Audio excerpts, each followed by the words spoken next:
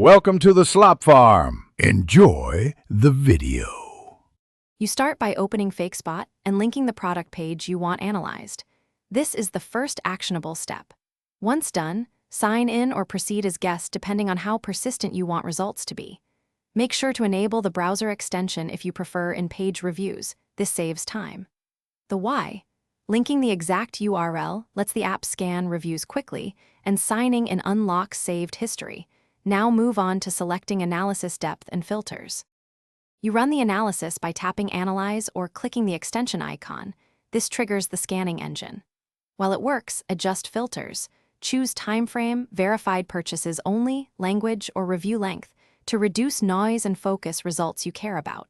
Then review the grade and confidence score. Higher confidence means cleaner data.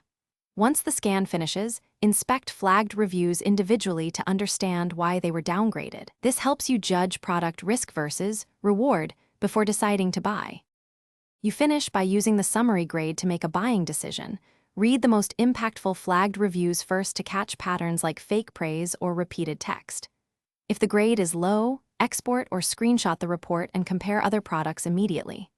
Troubleshooting.